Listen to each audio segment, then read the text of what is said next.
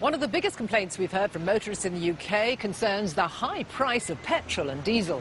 It's set to rise again when VAT goes back up to 17.5% in January. So, are we really being taken for a ride? This lot seem to think so.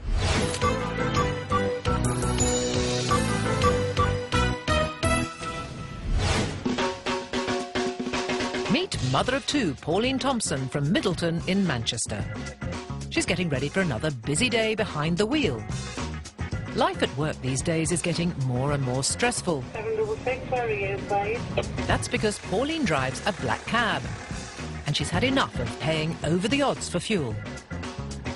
We're just now coming down to my local petrol station. I don't tend to fuel up here because the price is like, for diesel, 106.9.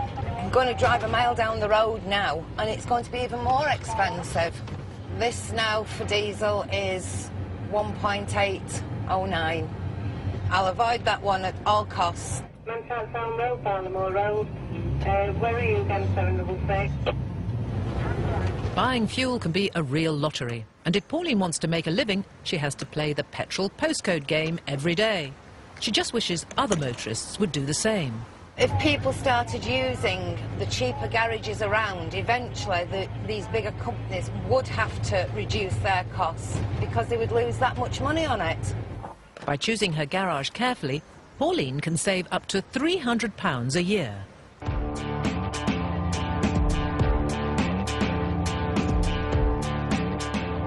Petrol prices are driven by three primary trends: the world currency and commodity markets, tax, and competition between retailers.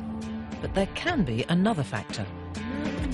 There is a bit of a postcode lottery. Where you live can affect the price of petrol that you pay. So if you live in a more affluent area and the drivers around that area don't care about the fuel price so much, the stations in those areas aren't competing as much in areas where people actually care what it costs to fill up.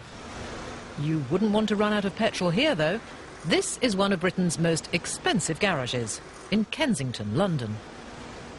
We're in Sloane Avenue, outside the Texaco, which is typically the most expensive station in the whole country. At the moment, it's £1.29.9 for a litre unleaded, and it's £1.39.9 for a litre of super unleaded. If you shop around this area, within a couple of miles from here, and they're from 104.9 to 106.9, and the saving on that on a 50-litre tank, you're actually not just talking about a few pounds, probably talking £10 plus.